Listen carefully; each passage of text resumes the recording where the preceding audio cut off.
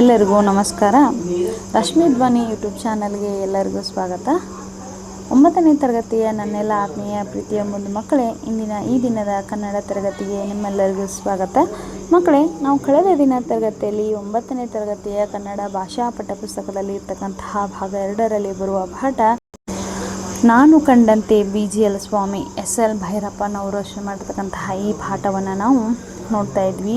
ಈ ಪಾಠದಲ್ಲಿ SL ಭೈರಪ್ಪನವರು ಲೇಖಕರು ನಮಗೆ ಸ್ವಾಮಿಯವರ ವ್ಯಕ್ತಿತ್ವ ಎಂಥದ್ದು, ಅವರ ಮನೋಧರ್ಮ ಎಂಥದ್ದು, ಅವರು ಪಿಟೀಲುನಾದದ ಬಗ್ಗೆ ಅವರಿಗಿರ್ತಕ್ಕಂತಹ ಆಸಕ್ತಿ, ಹೊಸದಾಗಿ ಏನಾದರೂ ಸಂಶೋಧನೆ ಮಾಡಬೇಕನ್ನುವಂತಹ ಅವರ ಕುತೂಹಲ, ಹಂಬಲ ಹೇಗಿತ್ತು, ಅದಾದಮೇಲೆ ಎಂತಹ ಮೇಧಾಶಕ್ತಿ ಉಳ್ಳಂತಹ ವ್ಯಕ್ತಿಯಾಗಿದ್ದರು. ಆಮೇಲೆ ಎಲ್ಲರಾಗಿ ಸುಮ್ಮನೆ ಟೈಮ್ ಪಾಸ್ ಮಾಡಬೇಕನ್ನುವಂತಹ ವ್ಯಕ್ತಿಯಲ್ಲ, ಏನಾದರೂ ಜೀವನದಲ್ಲಿ ಸಂಶೋಧನೆ ಮಾಡಬೇಕು, ಅದರಲ್ಲಿ ತೃಪ್ತಿ ಪಡುವಂತಹ ಅವರ ವ್ಯಕ್ತಿತ್ವ.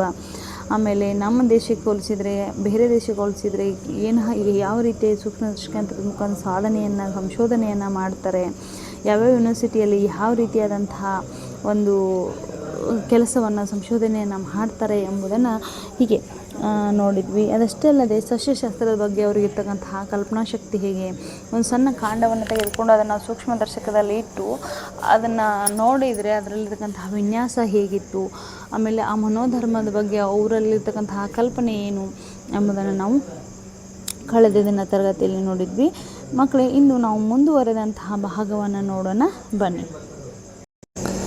ಪಿಟೀಲು ನುಡಿಸುವಾಗ ಅವರು ಹುಡುಕುತ್ತಿದ್ದುದು ಶಬ್ದಗಳ ರಚನಾ ವೈಖರಿಯನ್ನು, ಅಂತಹ ಅನಂತ ರಚನೆಗಳ ಸಾಧ್ಯತೆಯನ್ನು.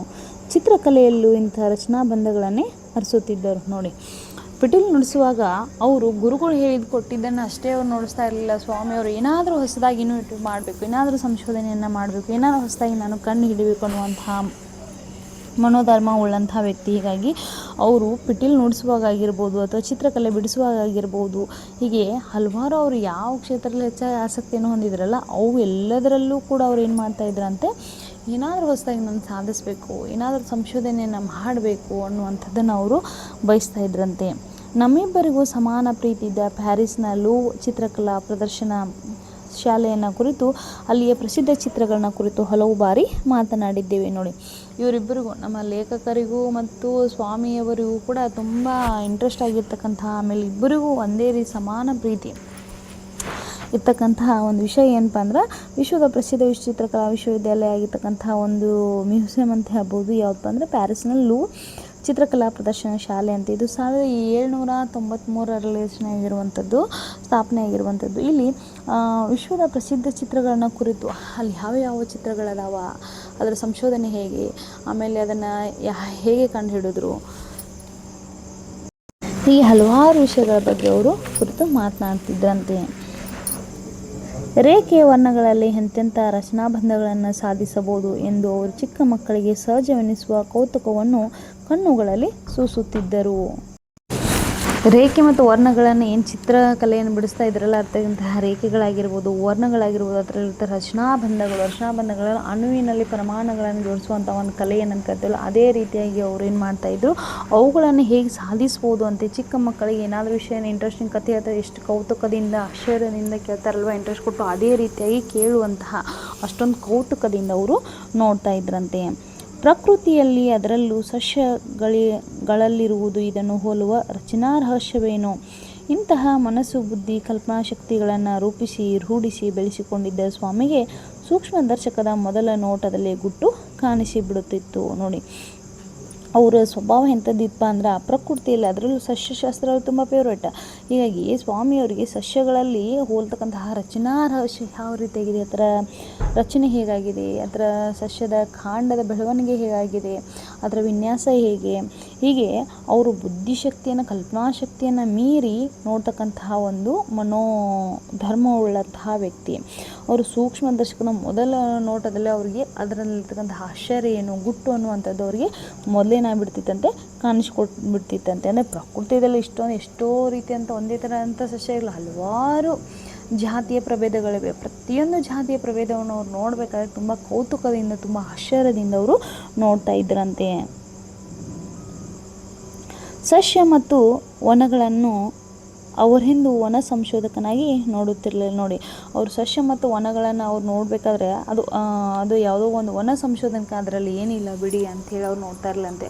ಅದ್ರ ಹಿಂದೆ ಏನೋ ಅದ್ಭುತವಾದಂಥ ಆಶ್ಚರ್ಯ ಇದೆ, ಕೌತುಕ ಇದೆ ಅನ್ನುವಂಥದ್ದನ್ನು ಅವರು ನೋಡ್ತಾ ಇದ್ರಂತೆ. ಕಲೆಯ ರಸ, ಆನಂದ ಮತ್ತು ಕೌತುಕಗಳು ಅವರ ಸಂಶೋಧನೆ ಇನ್ನೊಂದು ಮುಖವಾಗಿರುತ್ತಿತ್ತು. ನೋಡಿ, ಅವ್ರಿಗೆ ಏನಾಗಿತ್ತು ಅಂದ್ರೆ ಅದರಲ್ಲಿರ್ತಕ್ಕಂತಹ ಕಲೆಯ ರಸ ಆಗಿರ್ಬೋದು, ಅದನ್ನು ಜೀವಿಸುವಂತಹ ಹವ್ಯಾಸ ಆಗಿರ್ಬೋದು, ಅಲ್ಲಿರ್ತಕ್ಕಂಥ ಆಶ್ಚರ್ಯಗಳು, ಕೌತುಕಗಳು ಅವರ ಸಂಶೋಧನೆ ಇನ್ನೊಂದು ಮುಖವಾಗಿತ್ತಂತೆ. ಆದ್ದರಿಂದಲೇ ಅವರು ಸಂಶೋಧನೆಗೆ ಎಂದು ವಿದಾಯ ಹೇಳಿಲ್ಲ. ಹೀಗಾಗಿ ಸ್ವಾಮಿಯವರು ಸಂಶೋಧನೆಗೆ ಯಾವತ್ತೂ ವಿದಾಯವನ್ನು ಹೇಳಿಲ್ಲ. ಅವರು ಕೊನೆಯ ಉಸಿರಿರು ಕೂಡ ಸಂಶೋಧನೆ ಮಾಡಬೇಕು ಅನ್ನುವಂತಹ ವ್ಯಕ್ತಿಯುಳ್ಳವರು, ಆಮೇಲೆ ಮಾಡ್ತಾನೇ ಇದ್ದಂತಹ ವ್ಯಕ್ತಿತ್ವ ಅವರದ್ದು. ಹೀಗಾಗಿ ಅವರು ಎಂದಿಗೂ ಕೂಡ ವಿದಾಯವನ್ನು ಹೇಳಲಿಲ್ಲ ಅಂತೇಳಿ ಹೇಳ್ತಾರೆ ನಮ್ಮ ಲೇಖಕರು. ಇದೊಂದೇ ಅವರ ಸಂಶೋಧನೆ ಕ್ಷೇತ್ರವಾಗಿಲ್ಲ. ನೋಡಿ, ಕೆಲ ಸಸ್ಯಕ್ಷೇತ್ರ ಒಂದೇ ಅವರ ಸಂಶೋಧನೆ ಕ್ಷೇತ್ರ ಇಲ್ಲ. ಸಂಗೀತ, ಸಾಹಿತ್ಯ, ಕಲೆ ಈ ಹಲವಾರು ಕ್ಷೇತ್ರಗಳಲ್ಲಿ ಅವರು ತಮ್ಮನ್ನು ತಾವು ತೊಡಗಿಸ್ಕೊಂಡಿದ್ರು. ಇತಿಹಾಸ, ಸಾಹಿತ್ಯ, ಇತರ ಲಲಿತ ಕಲೆಗಳಲ್ಲೂ ಅವರ ಸಂಶೋಧಕ ಬುದ್ಧಿ ಕೆಲಸ ಮಾಡುತ್ತಲೇ ಇತ್ತು. ನೋಡಿ, ಅವರ ಸಂಶೋಧನಾ ಬುದ್ಧಿ ಯಾವ್ಯಾವ ಕ್ಷೇತ್ರದಲ್ಲಿ ಇಪ್ಪ ಅಂತ, ಇತಿಹಾಸ ಕ್ಷೇತ್ರದಲ್ಲಿ, ಸಾಹಿತ್ಯ ಕ್ಷೇತ್ರದಲ್ಲಿ, ಲಲಿತ ಕಲೆ ಕ್ಷೇತ್ರದಲ್ಲಿ. ಲಲಿತ ಕಲೆ ಕ್ಷೇತ್ರ ಅಂದರೆ ಚಿತ್ರಕಲೆ, ಸಂಗೀತ, ವಾಸ್ತುಶಿಲ್ಪ, ಆಮೇಲೆ ಶಿಲ್ಪಕಲೆಯನ್ನು ಒಳಗೊಂಡಂತಹ ಒಂದು ಸಂಗೀತಕ್ಕೆ ನಾವೇನು ಕರಿತೀವಿ ಲಲಿತ ಕಲೆ ಅಂಥೇಳಿ ನಾವು ಕರಿತೀವಿ ಮಕ್ಕಳೇ.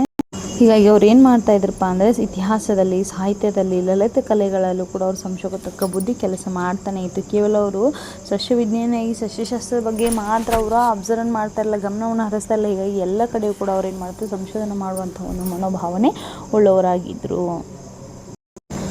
ಸ್ವಾಮಿಯವರು ನಿಮ್ಮ ಸ್ನೇಹಿತರಲ್ಲ, ನಮ್ಮ ಕಾಲೇಜಿಗೆ ಒಂದು ಭಾಷಣಕ್ಕೆ ಬರುವಂತೆ ಒಪ್ಪಿಸಿ ಎಂದು ನನ್ನ ಕಾಲೇಜಿನವರು ನನಗೆ ಗಂಟು ಬಿದ್ದರು. ನೋಡಿ, ಲೇಖಕರು BA-BEd ಇರ್ತಕ್ಕಂಥ ಒಂದು ಕಾಲೇಜ್ನಲ್ಲಿ ಇದ್ದರು. ಹೀಗಾಗಿ ಆ ಲೇಖಕರು SL ಭೈರಪ್ಪನವರು ಇರ್ತಕ್ಕಂಥ ಕಾಲೇಜಿನಲ್ಲಿರ್ತಕ್ಕಂಥ ಇನ್ನು ಉಳಿದವರು ಸಿಬ್ಬಂದಿ ಏನಿದ್ರಲ್ವಾ ಅವರೆಲ್ಲರೂ ಕೇಳಿದಂತೆ, ಸ್ವಾಮಿಯವರು ನಿಮಗೆ ಹೇಗಿದ್ರು ಸ್ನೇಹಿತರಲ್ವಾ BGL ಸ್ವಾಮಿಯವರು, ಅವ್ರನ್ನ ಯಾಕೆ ನೀವು ಒಂದಿನ ನಮ್ಮ ಕಾಲೇಜಿಗೆ ಭಾಷಣವನ್ನು ಮಾಡಲಿಕ್ಕೆ ಕರೆದುಕೊಂಡು ಬರಬಾರ್ದು ಅಂಥೇಳಿ ಅವರು ಪದೇ ಪದೇ ಅವರಿಗೆ ಹೇಳ್ತಾ ಇದ್ರಂತೆ. ಹೀಗಾಗಿ ಗಂಟು ಬಿದ್ದಿದ್ರು ನನಗೆ ನಮ್ಮ ಕಾಲೇಜಿನವರು ಅಂಥೇಳಿ. ಸ್ವಾಮಿ ಒಪ್ಪಿಕೊಂಡು. ನೋಡಿ, ಈಗ SL ಭೈರಪ್ಪನವರು ನಮ್ಮ ಕಾಲೇಜಿನವರು ನಿಮಗೆ ಈ ರೀತಿ ಸ್ನೇಹಿತರಂತೆ ನನ್ನ ಕೇಳ್ತಾ ಇದ್ದಾರೆ, ನೀವು ಭಾಷಣ ಬರಲೇಬೇಕು ಅಂತೇಳಿ ನನಗೆ ಹೇಳ್ತಾ ಇದ್ದಾರೆ ಅಂಥೇಳಿ ಸ್ವಾಮಿಯವರ ಮುಂದೆ ಅವರು ಸ್ನೇಹಿತರಲ್ಲಿ ಹೇಳ್ತಕ್ಕಂತಹ ಮಾತನ್ನು ಪ್ರಸ್ತಾಪ ಮಾಡಿದಾಗ ಅದಕ್ಕೆ ತಕ್ಷಣವೇ ಸ್ವಾಮಿಯವರು ಒಪ್ಕೊಂಡ್ಬಿಡ್ತಾರೆ. ಆದರೆ ಭಾಷಣದ ದಿನವನ್ನು ಕೆಲವು ಸಿದ್ಧತೆಗಳು ಆಗಬೇಕೆಂದು ಮುಂದೆ ಹಾಕುತ್ತಾ ಹೋದರು. ನೋಡಿ, ಸ್ವಾಮಿಯವರು ಕೂಡ ಭಾಷಣ ಮಾಡಲಿಕ್ಕೆ ಒಪ್ಕೊಂಡ್ರು. ಆದರೆ ಆ ಕಾಲೇಜಿನವ್ರು ಏನು ಮಾಡ್ತಾರಪ್ಪ ಅಂದರೆ ಇನ್ನೂ ಕೆಲವು ಸಿದ್ಧತೆಗಳಾಗಬೇಕು, ಸರಿಯಾದಂಥ ದಿನವನ್ನು ನೋಡಬೇಕು, ಆದಿಲ್ಲ ಈದಿಲ್ಲ ಹಾಗೆ ಹೀಗೆ ಅಂತೇಳಿ ಮುಂದೆ ಹಾಕ್ತಾ ಹೋಗ್ತಾ ಇದ್ರಂತೆ. ಕೊನೆಗೆ ಒಂದು ದಿನ ಅವರೇ ತಾರೀಕು ಕೊಟ್ಟು ಸ್ಲೈಡ್ ಪ್ರೊಜೆಕ್ಟರ್ ಬೇಕೆಂದರು. ನೋಡಿ, ಕೊನೆಗೆ ನೋಡಿ ಸುಸ್ತಾಗ್ಬಿಟ್ರು ಸ್ವಾಮಿಯವರು. ಸುಸ್ತಾಗಿ ಏನು ಹೇಳ್ರಪ್ಪ ಅಂದರೆ, ನೀವು ನನಗೆ ಯಾವುದೇ ರೀತಿ ಸಿದ್ಧತೆಯನ್ನು ಬೇಕಾಗಿಲ್ಲ, ಯಾವುದೇ ರೀತಿ ದಿನವನ್ನು ನೀವು ನನಗೆ ಹೇಳಬೇಕಾಗಿಲ್ಲ, ಅಥವಾ ಏನಾದರೂ ಹೊಸದಾಗಿ ಮಾಡಬೇಕನ್ನುವಂಥದ್ದು ಏನಿಲ್ಲ.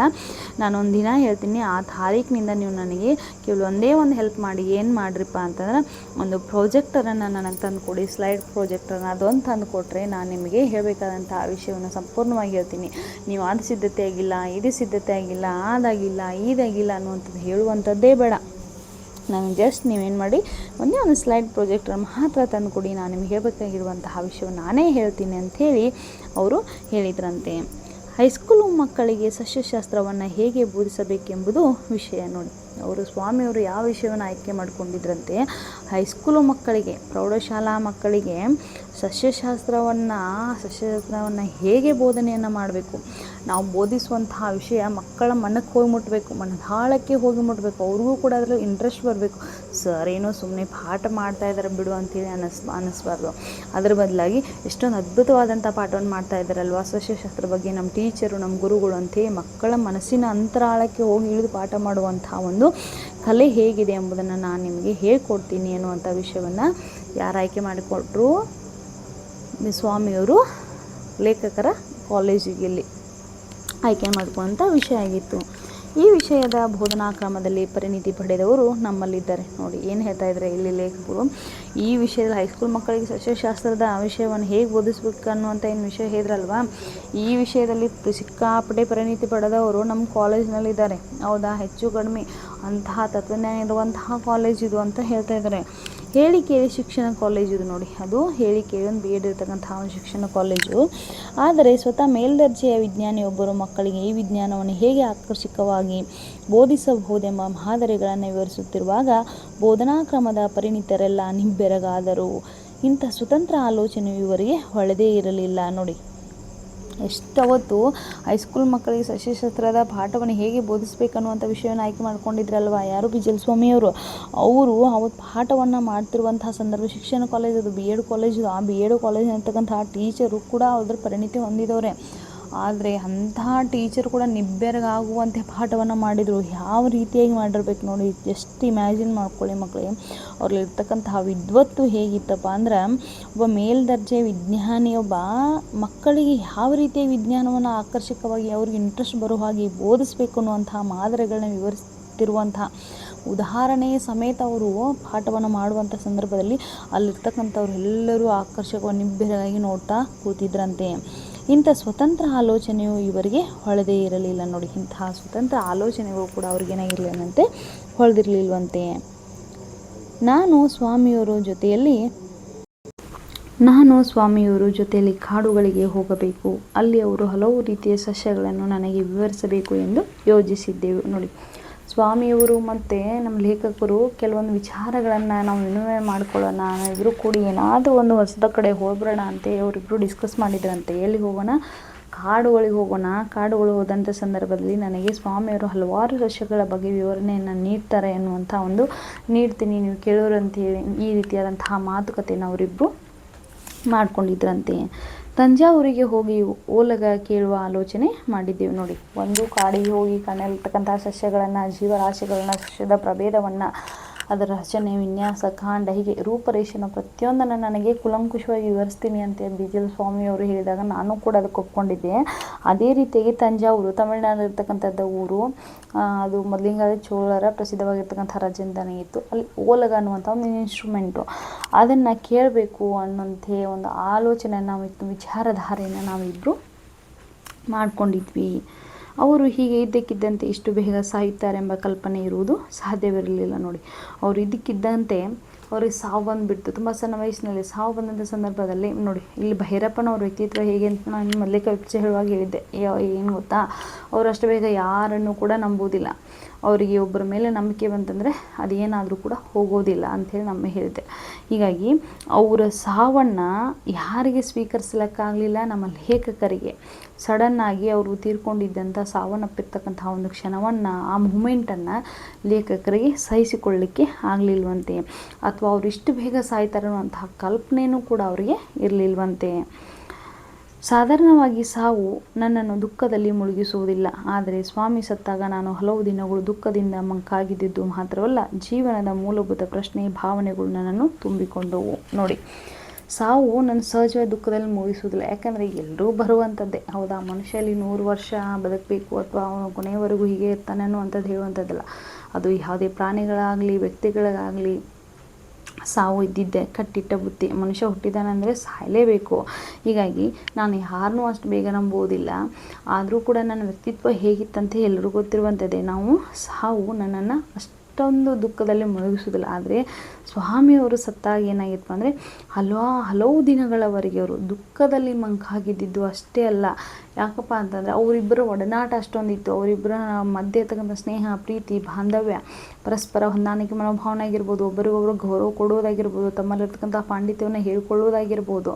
ಹೀಗೆ ಅವರಿಬ್ಬರಿಗೆ ಏನಾಗಿಬಿಟ್ಟಿತ್ತಪ್ಪ ಅಂತಂದರೆ ಅವ್ರು ಕಳೆದಿರ್ತಕ್ಕಂತಹ ಒಡನಾಟದಿಂದ ಅವರು ಹಲವಾರು ದಿನಗಳವರೆಗೆ ಅವ್ರನ್ನ ಮಂಕಾಗ್ಬಿಟ್ರು, ಏಕ್ದಮ್ ಸೈಲೆಂಟ್ ಆಗಿಬಿಟ್ರು ನಮ್ಮ ಲೇಖಕರು. ಜೀವನದ ಮೂಲಭೂತ ಪ್ರಶ್ನೆ, ಅವಾಗ ಅವ್ರಿಗೆ ಕೆಲವೊಂದು ಪ್ರಶ್ನೆಗಳು, ಅವರಲ್ಲಿ ಜೀವನದ ಕೆಲವೊಂದು ಮೂಲಭೂತ ಆಗಿರ್ತಕ್ಕಂಥ ಕೆಲವೊಂದು ಪ್ರಶ್ನೆಗಳು ಹುಟ್ಕೊಂಡ್ವಂತೆ. ಏನಪ್ಪ ಅಂದರೆ ಯಾಕೆ, ಏನು, ಹೇಗೆ ಅನ್ನುವಂಥದ್ದು ಅವರಿಗೆ ಹುಟ್ಕೊಳ್ಳಿಕ್ಕೆ ಪ್ರಾರಂಭ ಆಯ್ತಂತೆ. ಭಾವನೆಗಳು ನನ್ನನ್ನು ತುಂಬಿಕೊಂಡು, ಹಲವಾರು ರೀತಿಯಾದಂತಹ ಭಾವನೆಗಳು, ಒಂದಿಲ್ಲ ಅಂದರೆ ಮತ್ತೊಂದು, ಒಂದಿಲ್ಲ ಅಂದರೆ ಮತ್ತೊಂದು ಅವರಿಗೆ ಜೀವನದುದ್ದಕ್ಕೋದು ಕಾಡಲಿಕ್ಕೆ ಅವಾಗ ಸ್ವಾಮಿಯವರು ದಿಢೀರನೆ ಸತ್ತಾಗ ಆ ಭಾವನೆಯವರಲ್ಲಿ ಮೂಡಿತಂತೆ. ಸ್ವಾಮಿ ಆಹಾರದಲ್ಲಿ ಕ್ಲುಪ್ತವಾಗಿದ್ದವರು ನೋಡಿ. ಅವರು ಕಟ್ಟುನಿಟ್ಟಿನಾದಂಥ ಆಹಾರ ಕ್ರಮವನ್ನು ಅನುಸರಿಸುತ್ತಿದ್ದವರು. ಇಷ್ಟೊಂದು ಕಟ್ಟುನಿಟ್ಟಿನ ಆಹಾರ ಕ್ರಮವನ್ನು ಅನುಸರಿಸುತ್ತಿದ್ದಂತಹ ವ್ಯಕ್ತಿ ಸಡನ್ನಾಗಿ ಸಾವನ್ನಪ್ಪಿದ್ದು ಏಕೆ ಅನ್ನುವಂಥ ಪ್ರಶ್ನೆ ಅವರಲ್ಲಿ ಮೂಡಿತ್ತಂತೆ. ಓದು ಬರ ಸಂಶೋಧನೆಗಳಲ್ಲಿ ತಮ್ಮನ್ನು ತಾವು ವಿಪರೀತ ಸವೆಸಿಕೊಂಡು ಮಾಡಿದರೂ ಅದರಲ್ಲಿ ಮಗ್ನರಾಗಿರುತ್ತಿದ್ದರು ನೋಡಿ. ಅವರು ಸುಮ್ಮನೆ ಕೊಡುವಂತಹ ವ್ಯಕ್ತಿತ್ವ ಉಳ್ಳವರಲ್ಲ ಸ್ವಾಮಿಯವರು. ಓದಲಿಕ್ಕೆ ಕುಳಿತರೆ ತುಂಬ ಅದರಲ್ಲಿ ಏನಾದ್ರು ಸಂಶೋಧನೆ ಮಾಡಬೇಕು ಅನ್ನುವಂಥ ಮನೋಭಾವನೆ ಉಳ್ಳವರು.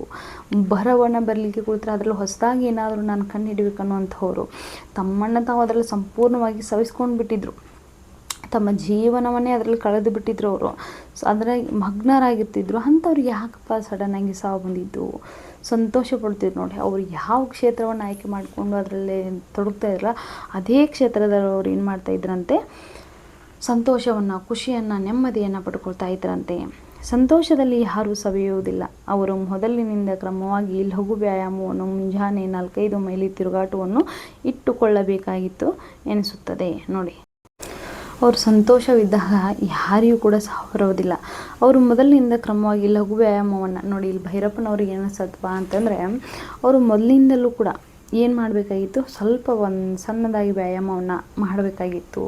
ಅವರು ಎದ್ದ ತಕ್ಷಣ ಪಿಟೀಲನ್ನು ನುಡಿಸುವುದು ಅಭ್ಯಾಸವನ್ನು ಇಟ್ಕೊಂಡಿದ್ರು. ಓದುವುದನ್ನು ಅಭ್ಯಾಸ ಇಟ್ಕೊಂಡು ಅಥವಾ ಬರವಣಿಗೆ ಬರೆಯುವುದನ್ನು ಅಭ್ಯಾಸ ಇಟ್ಕೊಂಡು ಅಥವಾ ಮತ್ತೊಂದು ಯಾವುದಾದ್ರೂ ಒಂದು ಒಟ್ಟಾರೆಯಾಗಿ ಏನಾದರೂ ಒಂದು ಕೆಲಸವನ್ನು ಮಾಡ್ತಾ ಇದ್ದಂತಹ ವ್ಯಕ್ತಿ ಅದನ್ನೆಲ್ಲ ಇಟ್ಟು ಒಂದೇ ಒಂದು ಸ್ವಲ್ಪ ವ್ಯಾಯಾಮವನ್ನು ಮಾಡಿದ್ರೆ ಅವ್ರಿಗೆ ಏನಾಗ್ತಾಯಿತ್ತು, ಇನ್ನೂ ಬದುಕ್ತಾ ಇದ್ರೇನೋ ಅಂಥೇಳಿ ಮನುಷ್ಯ ಇಲ್ಲಿ ವಿಚಾರ ಮಾಡುವಂಥ ಶಕ್ತಿ. ಹೌದಾ? ಈಗ ನೋಡಿ, ಕಾಮನಾಗಿ ಯಾರಾದರೂ ಸಣ್ಣ ವಯಸ್ಸಿನವ್ರು ಸತ್ತೋಗ್ಬಿಟ್ರೆ ನಾವು ಅಂತೀವಿ, ಅಯ್ಯೋ ಅವ್ರು ಹಿಂಗೆ ಮಾಡಬಾರ್ದಾಗಿತ್ತು, ಹಿಂಗಾಗಿದ್ರೆ ಹಿಂಗಾಗ್ತಿತ್ತೇನೋ, ಉಳಿತಾ ಇದ್ರೇನೋ ಪಾಪ ಅಂತ ಅಂತೀವಿ. ಅದೇ ರೀತಿಯಾಗಿ ಇಲ್ಲಿ ನಮ್ಮ ಲೇಖಕಗಳು ಕೂಡ ಅವ್ರ ಬಗ್ಗೆ ಹಾಗೆ ಅನ್ನಿಸ್ತಾ ಇದೆ. ಆದರೆ ಈ ಕ್ರಮವನ್ನು ಇಟ್ಟುಕೊಂಡ ಎಷ್ಟೋ ಜನ ಸ್ವಾಮಿಯವರು ಸತ್ತ ವಯಸ್ಸಿಗಿಂತ ಮೊದಲು ಸತ್ತಿಲ್ಲ ನೋಡಿ. ಈಗ ವ್ಯಾಯಾಮ ಮಾಡಿದವರು ಸಾಯಬೇಕಂತೇನಿಲ್ಲ.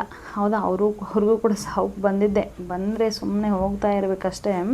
ಮಕ್ಕಳು ಯಾವಾಗ ಏನು ಹೇಳ್ತಾರೆ, ಎಲ್ಲ ಇದ್ದರೂ ಕೂಡ ಮನುಷ್ಯ ಅವರು ಎಷ್ಟೇ ತ್ಯಾಗಗಳನ್ನು ಮಾಡಿದ್ರು, ಏನೇ ಮಾಡಿದ್ರು ಕೂಡ ಮನುಷ್ಯ ಏನಾಗ್ತಾಯಿದ್ದ, ಸತ್ತೋಗ್ಬಿಡ್ತಿದ್ದ.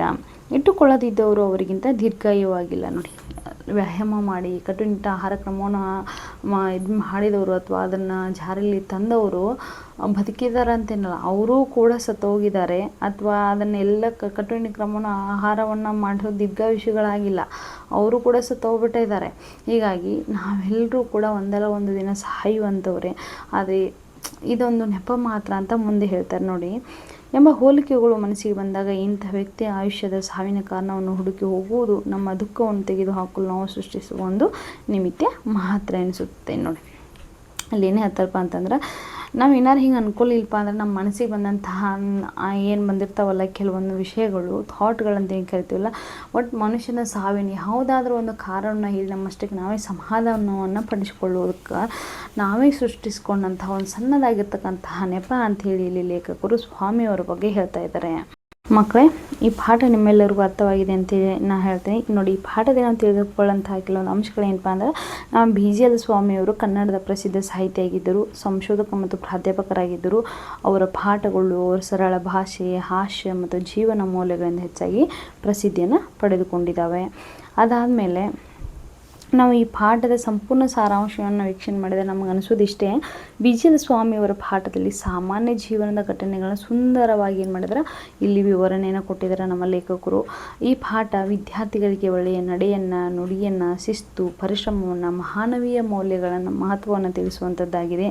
ಆಮೇಲೆ ಲೇಖಕರು ಸರಳ ಉದಾಹರಣೆಗಳ ಮೂಲಕ ಜ್ಞಾನ ಮತ್ತು ಅನುಭವದ ಅಗತ್ಯವನ್ನು ನಮ್ಮ ಜೀವನದಲ್ಲಿ ಎಷ್ಟು ಮುಖ್ಯ ಎಂಬುದನ್ನು ಇಲ್ಲಿ ವಿವರಿಸ್ತಾರೆ ಯಾರು, ಲೇಖಕರು.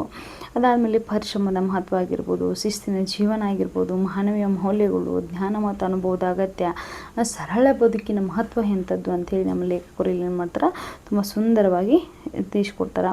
ಒಟ್ಟಾರೆಯಾಗಿ ನಾವು ಈ ಪಾಠದಿಂದ ತಿಳಿದುಕೊಳ್ಳೋದೇನಪ್ಪ ಅಂದ್ರೆ, ಪರಿಶ್ರಮ ಮತ್ತು ಒಳ್ಳೆಯ ಗುಣಗಳು ಜೀವನವನ್ನು ಯಾವಾಗಲೂ ಉತ್ತಮಗೊಳಿಸ್ತವೆ ಎಂಬುದನ್ನು ನಾವು ಇಂದಿನ ತರಗತಿಯಲ್ಲಿ ನೋಡ್ಬೋದು ಈ ಪಾಠದ ಮುಖಾಂತರ. ಮಕ್ಕಳಿಗೆ ಇಂದಿನ ತರಗತಿಯನ್ನು ವೀಕ್ಷಣೆ ಮಾಡೋದಕ್ಕೆ ಎಲ್ಲರಿಗೂ ಥ್ಯಾಂಕ್ ಯು ಅಂತ ಹೇಳ್ತೀನಿ. ಇಂದಿನ ತರಗತಿ ನಿಮ್ಮೆಲ್ಲೂ ಸಂಪೂರ್ಣವಾಗಿ ಅರ್ಥವಾಗಿದೆ ಅಂಥೇಳಿ ನನ್ನ ತರಗತಿ ವಿರಾಮವನ್ನು ನೀಡ್ತಾ ಇದ್ದೀನಿ. ಎಲ್ಲರಿಗೂ ನಮಸ್ಕಾರ.